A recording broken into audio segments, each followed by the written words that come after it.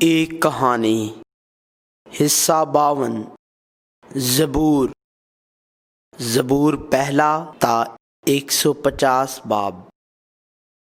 اب ہم زبور میں آئے ہیں۔ عہد نامہ قدیم کی تاریخ کا اختتام پہلا اور دوسرا سلاطین اور تواریخ میں ہوا، اور یہ داؤد، ہیکل اور یسوع مسیح جو مسیحا بن کر آئے گا پر مرکوز تھا۔ ہم نے دیکھا کہ عزرا کی کتاب میں ہیکل اور نہمیہ میں دیوار کا انکشاف ہوا تھا، اور بلاخر آستر کی کتاب میں ہیکل پر ایمان کو مرکوز رکھنے کا ذکر تھا، اور نظموں کی پہلی کتاب ایوب کے ذریعے ہم نے دیکھا کہ خدا کی حاکمیت کی وزارت اور ہر چیز میں خدا کی راست بازی ایک ایسی چیز ہے جس کو خدا نے تسلیم کیا ہے۔ ایسی کوئی چیز نہیں جو ہمارے اخلاق اور قوانین کو برقرار رکھتے ہوئے قائم کی جا سکے۔ اب یہ زبور ہے۔ زبور صرف محض زبور نہیں ہے جیسا کہ عنوان سے ظاہر ہوتا ہے، یہ یسوع کا نظموں کی کتاب کے مرکز میں مسیحی شاعرانہ انداز میں اظہار خیال ہے۔ زبور 90 موسیٰ کے لکھے ہوئے پہلے زبور سے اور زبوروں میں سے زبور 126 قید سے واپسی کے دوران ریکارڈ کیا گیا تھا، جو لگ بھگ 1000 سال سے لکھے گئے زبور تھے، اور اس کی تدوین تاریخ کے مطابق نہیں، پوری بائبل کی طرح موضوع کے لحاظ سے کی گئی ہے۔ لہذا زبور کو اسی ترتیب سے پڑھتے ہوئے جس طرح سے مرتب کیا گیا تھا، ہم خدا سے ذریعہ اور زبور کے ذریعے ظاہر ہونے والے یسوع مسیح آنے والے مسیحا کی زندگی کو جان سکتے ہیں۔ بائبل بتاتی ہے، اس نے ان سے کہا، یہ میری وہ باتیں ہیں جو میں نے تم سے اس وقت کہی تھیں جب تمہارے ساتھ تھا، کہ ضرور ہے کہ جتنی باتیں موسیٰ کی توریت اور نبیوں کے صحیفوں اور زبور میں میری بابت لکھی ہیں پوری ہوں۔ زبور کی تقسیم۔ زبور کو 5 جلدوں میں تقسیم کیا گیا ہے۔ جلد اول میں 41 زبور ہیں، پہلے زبور سے لے کر 41 زبور تک، جن میں سے زبور 1 اور 2 کو پورے زبور کے تعارف کے طور پر دیکھا جا سکتا ہے۔ جلد 2 میں 31 زبور ہیں، 42 زبور سے 52 زبور تک۔ جلد 3 17 زبوروں پر مشتمل ہے، جس میں 73 زبور سے 89 زبور تک۔ جلد 4 میں 17 زبور ہیں، 90 زبور سے لے کر 106 زبور تک۔ جلد 5 میں 44 زبور ہیں، 107 زبور سے لے کر 150 زبور تک۔ ہر جلد کو اس کے مندرجات کی خصوصیات کے مطابق تحریر اور تدوین کیا گیا تھا، اور اگرچہ ہر جلد اپنی خصوصیات کے ساتھ لکھی گئی ہے، پر ہر جلد کا آخری زبور ابدی خدا کی حمد کے ساتھ ختم ہوتا ہے۔ خاص طور پر زبور 150 پورا آخری زبور خدا کی حمد کے ساتھ ختم ہوتا ہے۔ آخر میں یہاں 5 کتابیں ہر ایک اپنی اپنی خصوصیات کے ساتھ ہیں، لیکن زبور ایک کتاب ہے جس کا ایک مقصد ہے۔ پہلا زبور۔ زبور ایک زبوروں کا تعارف ہے۔ زبور نویس مبارک ہے وہ آدمی سے شروع کرتا ہے، اور جیسا کہ ہم بار بار دیکھ چکے ہیں، بائبل میں مذکورہ برکات انجیل ہیں، تاہم ایک آدمی کا ذکر کرتے ہوئے انسان کے سامنے ایک یقینی مضمون شامل کیا گیا ہے۔ لہذا مبارک آدمی یہاں یسوع مسیح اور مسیحی ہیں جنہوں نے یسوع مسیح کے ذریعے انجیل حاصل کی۔ شریر، گنہگار اور ٹھٹھا اڑانے والے وہ لوگ ہیں جو خدا کو نہیں پہچانتے ہیں اور گویا اس دنیا کے بادشاہ کی طرح رہتے ہیں۔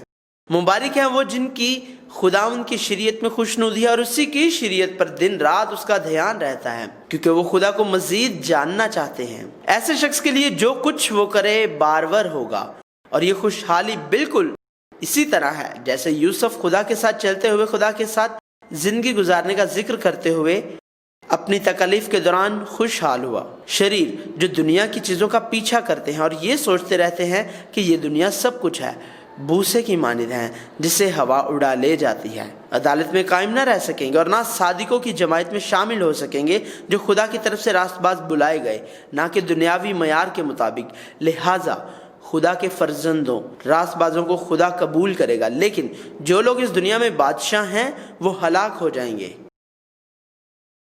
زبور 2۔ قومیں مبارک لوگوں کے ساتھ طیش میں ہوں گی، اور لوگ باطل خیال باندھیں گے۔ دنیا کے بادشاہ اور حکمران خدا اور خدا کے مسح شدہ کے خلاف کھڑے ہوں گے۔ اس دنیا میں برکت والے کی اس طرح مذمت ہوگی اور مذاق اڑایا جائے گا اور اس کی مخالفت کی جائے گی، تاہم خدا جو حقیقی بادشاہ ہے اپنے وقت پر ہنسے گا۔ خدا اپنے بادشاہ کو بھیجے گا اور مبارک آدمی کو بتائے گا، تو میرا بیٹا ہے، آج تو مجھ سے پیدا ہوا۔ غیر قومیں مبارک کی میراث بن جائیں گی اور ان کی ملکیت زمین کی انتہا تک پہنچ جائے گی۔ یسوع مسیح لوہے کا عصا ان قوموں کو توڑ دے گا اور انہیں کمہار کے برتن کی طرح چکنا چور کر ڈالے گا۔ لہٰذا دنیا کے بادشاہوں اور عدالت کرنے والوں کو خوف سے خدا کی عبادت کرنی چاہیے اور کانپتے ہوئے خوشی منانا چاہیے۔ اگر وہ اس کے بیٹے کو چومتے نہیں تو وہ اس کا غصہ پائیں گے اور ہلاک ہو جائیں گے۔ مبارک ہیں وہ جو خدا میں پناہ لیتے ہیں۔ پہلی جلد کی خصوصیات۔ پہلی ساری جلد کو داؤد کے زبور کی طرح دیکھنا غلط نہیں ہے۔ داؤد گیا ایوب کی کتاب میں ایوب کی طرح زبور سے پہلے متعارف کروایا ہے، جو خدا کے دل کے موافق ایک شخص تھا، جسے خدا کی حاکمیت نے بادشاہ کے طور پر منتخب کیا تھا۔ موت جیسے مصائب سے گزرنے کے بعد بادشاہ بن گیا اور دوبارہ موت جیسے ہی مصائب کی تکلیف کے بعد اس نے پردیسی کی حیثیت سے صرف خدا سے پوری امید رکھتے ہوئے اپنی زندگی کا اختتام کیا۔ اسی لیے ایوب کی کتاب کے بعد پہلا زبور داؤد کے زبور سے شروع ہوتا ہے۔ داؤد پرانے عہد نامہ میں مسیحا کی پیشگوئی کرتے اپنی زندگی کے دکھ اور فتح کے ذریعے خدا کے عہد کو ظاہر کرتا اور اس کی تصدیق کرتا ہے، جو آخر میں نیکی کے حصول کے لیے اکٹھا ہوتے ہیں۔ داؤد کی دعا اور تکلیف یسوع مسیح کے وسیلے سے ظاہر ہوگی اور ایک مسیحی کی زندگی میں بھی ظاہر ہوگی۔ حصہ اول کا مجموعی پس منظر پاک کرنے کا عمل کے لیے تکلیف اٹھانا ہے۔ لہٰذا داؤد نے خدا سے نجات اور فضل کے لیے کہا۔ اس نے دعویٰ کیا کہ صرف خدا ہی مددگار ہے۔ وہ صرف خدا کو عظمت دیتا اور خدا پر امید رکھتا تھا، یہاں تک کہ تمام مشکلات اور مصیبتوں کے دوران داؤد نے مسلسل دعویٰ کیا کہ صرف خدا ہی اس کا خداوند اور اس کی ڈھال، قوت، کلا، چٹان، نجات، مضبوط گڑھ، روشنی تھی، اور خدا کے سامنے اپنی محبت، شکر، تمجید، خوشی، فخر وغیرہ کا اعتراف کیا۔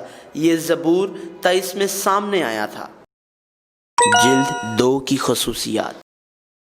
زبور 42 اور 43 جس سے جلد 2 شروع ہوتی ہے، جلد 1 سے منتقل ہوتی ہے اور خدا سے امید رکھ کے الفاظ سے شروع ہوتی ہے۔ حالانکہ ان کے طنز میں مایوسی اور اضطراب پایا جاتا ہے، جو یہ کہتے ہیں کہ کوئی خدا نہیں ہے۔ لہٰذا ایمان اور درخواست کے ساتھ انہوں نے حل کیا اور خدا کا دعویٰ کیا۔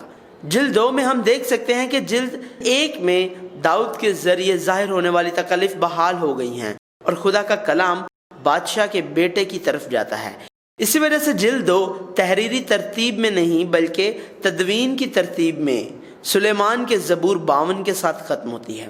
زبور 52 میں سلیمان، جو بادشاہ بنا، یسوع مسیح کے لیے تیسرے شخص میں خود کو بطور بادشاہ کا بیٹا بیان کرتے ہوئے اپنے لیے کہتا ہے، اے خداوند، بادشاہ کو اپنے احکام اور شہزادہ کو اپنی صداقت عطا فرما۔ خدا کی بادشاہی کی وضاحت کرتے ہوئے جو یسوع مسیح کے وسیلے سے پوری ہوگی، سلیمان نے کہا، اس کا نام ہمیشہ قائم رہے گا، جب تک سورج ہے اس کا نام رہے گا اور لوگ اس کے وسیلہ سے برکت پائیں گے، سب قومیں اسے خوش نصیب کہیں گی۔ جلد 3 کی خصوصیات۔ جلد 3 میں ہم دیکھ سکتے ہیں کہ ہم خدا کے عہد کے ذریعے خدا کا بیٹا بن گئے، لیکن اس بار یہ سزا کے ذریعے تکلیف کا باعث بنتا ہے۔ اگر جلد 1 بادشاہ کی حیثیت سے تکلیف سہ رہی ہے تو جلد 3 بطور ایک بادشاہ تکلیف اٹھا رہی ہے۔ تاریخی طور پر سلیمان کے بعد اسرائیلیوں کو اسیر کر لیا گیا اور ان کی بادشاہت منقطع ہو گئی۔ یہ واضح طور پر خدا کے عہد کے لوگوں کے لیے سزا تھی اور یہ اس کے نتیجہ میں تکلیف تھی۔ لہٰذا جلد 3 میں ان کی تباہی کو بطور ترک ہونا خیال کیا جاتا ہے، اور کیونکہ سوال کو مسلسل دہرایا جاتا ہے اور ایک بار پھر وہ بحالی کے لیے دعا کرتے ہیں۔ جلد 4 کی خصوصیات۔ جلد 3 میں 17 زبور ہیں اور جلد 4 میں بھی 17 زبور ہیں۔ جلد 3 میں تکلیف کی وجہ جلد 4 بتاتی ہے۔ خدا نے اس کا اعادہ کیا جو اس نے پہلے ہی ہمیں دیا ہے، اور ہمیں بتایا کہ یہ ساری مصیبتیں خدا کی نااہلی سے نہیں ہیں بلکہ خدا کے لوگوں کے گناہوں سے خدا کی محبت کے طور پر دی گئی ہیں، اور وہ ان کو ضرور بحال کرے گا۔ یہ اس لیے کہ خدا اب بھی ہر چیز کا موضوع اور حکمران ہے۔ جلد 4 زبور 90 موسیٰ کے زبور سے شروع ہوتی ہے۔ موسیٰ نے خدا کا دعویٰ کرتے ہوئے کہا، ازل سے ابد تک تو ہی خدا ہے۔ اور پھر دعا کرتا ہے، اے خداوند باز آ کب تک، اور اپنے بندوں پر رحم فرما۔ جلد 4 میں معتد زبور نویس دعویٰ کرتے ہیں کہ صرف خدا ہی ان کی طاقت اور مدد ہے اور انہیں خدا سے امید ہے۔ وہ خداوند کی تعریف کرتے ہیں اور پھر شکریہ کے ساتھ اس کے حضور حاضر ہوتے ہیں۔ اور زبور 105 میں یہ ابراہیم کے ساتھ کیے ہوئے عہد، اسحاق سے کھائی قسم اور یعقوب سے ابدی عہد کی تصدیق کرتی ہے۔ جلد 5 کی خصوصیات۔ اب جلد 5 میں زبور دعویٰ کرتے ہیں کہ خدا کے عہد کے ذریعے بحال ہوئے لوگوں کی زندگی کیسی ہونی چاہیے۔ وہ لوگ جن کو اپنی مصیبت کی وجہ کا ادراک ہوا، پہلے شکر ادا کرنا ہے، دوسرا تمجید کرنا ہے۔ خاص طور پر زبور 146 سے 150 تک کے تمام زبور کی شروعات اور اختتام ہیلیلویا کے ساتھ ہوتی ہے، جن کا مطلب ہے خداوند کی تمجید کرنا۔ شکر کرنا اور تمجید ایک جیسی چیزیں ہیں۔ حقیقی شکر گزاری تمجید کرنے کی طرف جاتی ہے، اور جو شکر گزار ہیں وہ تمجید کر سکتے ہیں۔ تیسرا دعا کرنا ہے۔ چوتھا خدا کا ڈر ہے۔ پانچواں صرف خدا پر انحصار کرتے رہنا ہے۔ چھٹا خدا کے کلام کو تھامے رکھنا ہے، جس سے داؤد کا زبور سمجھا جاتا ہے۔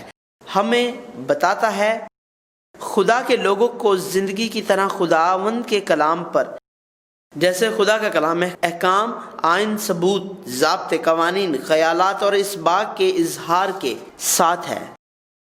ساتواں ہیکل کی خواہش ہے۔ زبور سیری میں درج آخری زبور ہے جب انہوں نے ابھی تک حقیقت پسندانہ بحالی نہیں دیکھی ہے، لیکن اس کے باوجود جلد 5 میں وہ خدا کی تمجید کر رہے ہیں اور شکر گزار ہیں۔